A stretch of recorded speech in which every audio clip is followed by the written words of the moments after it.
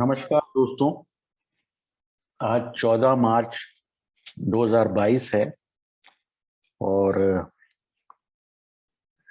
ये pre market report है जो आप तक 5paisa.com के सौजन्य से आ रही है। आज सुबह बहुत ही इंटरेस्टिंग सिचुएशन है। अगर आपने ओवर द वीकेंड पूरे हिंदी चैनल देखे हों तो आपको लगेगा कि बाजार जो है कम से कम नहीं तो 150 पॉइंट गैप डाउन होना चाहिए और यूएस मार्केट्स के चलते ऐसा था भी। बट आज सुबह अमेरिका के फ्यूचर्स ऊपर हैं। डाउ फ्यूचर्स कुछ 205 पॉइंट, क्रूड नीचे है, जबकि बहुत बड़ा हमला ईरान की तरफ से हुआ है अमेरिकन बेसिस पे। तो कायदे से फ्यूचर्स जो है हमारे एसजीएक्स नीचे होने चाहिए लेकिन ऊपर है। वजह उसमें क्या हो सकती है कि ओवर द वीकेंड ये भी सुनने में आया कि जो है प्रोग्रेस नजर आई है यूक्रेन और रशिया की टॉक्स में, और आज फिर वहां टॉक्स होंगी। मीनवाइल अमेरिका चाइना की भी रोम में टॉक्स हैं, क्योंकि इस सब जो न्यूज़ फ्लो है उसके चलते बाजारों में कमजोरी होनी चाहिए लेकिन बाजारों में रिलेटिव मजबूती है। तो ऐसा लगता है कि कहीं न कहीं जो बाजार हैं वो अपसाइड की एंटिसिपेशन कर रहे हैं, क्योंकि ये जो खबरें हैं ये मोर और लेस अब प्राइस्ड इन हैं और यहाँ से बाजार ऊपर जाना चाहते हैं। अगर हम ब्रेंट क्रूड की तरफ देखें तो ब्रेंट क्रूड आज जो है और नीचे की तरफ ट्रेंड कर रहे हैं। जो फ्राइडे को 112.50 डॉलर का जो प्राइस था उससे नीचे चल रहे हैं। तो ये एक इंडिकेशन होता है कि शायद जो जियोपॉलिटिकल सिचुएशन है वो थोड़ी सी कूल ऑफ हो रही है। तो उसके चलते हम अगर अभी निफ्टी फ्यूचर देखें तो वो आपको 16,610 के आसपास, 614 के आसपास नजर आ रहा है, जो कि बहुत बड़ी इंप्रूवमेंट है। ओवर द वीकेंड अगर आपने देखा हो तो ये कुछ 16,480 के आसपास था। अब इसमें थोड़ा अगर हम वीकली चार्ट देखें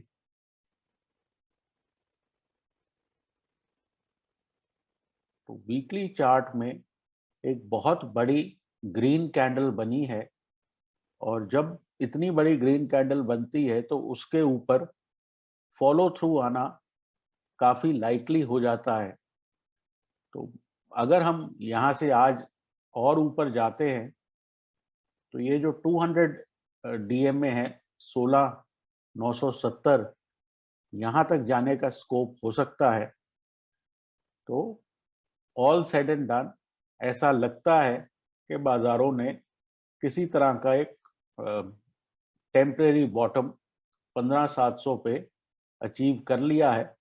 16,400 आपकी वो लाइन इन दी सैंड है। इससे ऊपर तो आप ऊपर, उससे नीचे तो आप नीचे। सिमिलरली बैंक निफ्टी में भी अगर हम देखें तो यहाँ भी वीकली चार्ट में निचले स्तरों से बहुत बड़ी रिकवरी आई है, और यहाँ भी मेरे हिसाब से 36,200 तक जाने का स्कोप हो सकता है, क्योंकि अगर क्रूड में गिरावट आती है तो बहुत ये लाइकली चीज है कि यहाँ भी हम इसका जो 200 है अबाउट 36,600 के आसपास, तो 36,200 36,600 तक ये रैली एक्सटेंड हो सकती है। इस हफ्ते फेड की मीटिंग भी है, तो वहां पे भी ऐसा लगेगा कि फेड बहुत हॉकिश नहीं होना चाहिए, क्योंकि वैसे ही सप्लाई डिसरप्शन वगैरह की वजह से इन्फ्लेशन थोड़ी सी एलिवेटेड हो सकता है हो, तो 25 बेसिस पॉइंट का ही रेट हाइक होना चाहिए। और फेड भी जो है डेटा डिपेंडेंट होने की उसकी उम्मीद ज्यादा है, और बहुत ज्यादा वो हॉकिश फोरकास्ट शायद नहीं देगा। अब आज की अगर हम कॉल्स देखें तो बजाज ऑटो ले सकते हैं, स्टॉप 3355 का, टारगेट 3430 का। एयू बैंक ले सकते हैं 1160 का, स्टॉप 1255 का टारगेट। टाटा कंज्यूमर ले सकते हैं 2468 का स्टॉप, 2565 का टारगेट।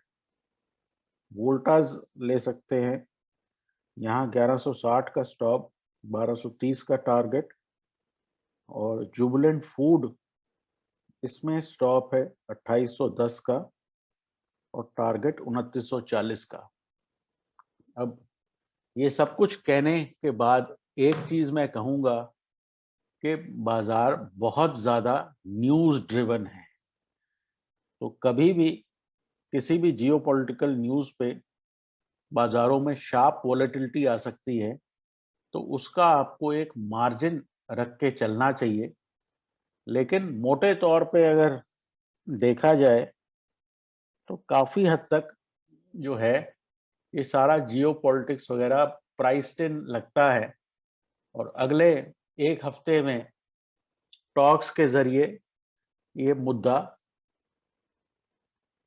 इसका कुछ ना कुछ हल हो जाएगा, यूक्रेन वाला जो है।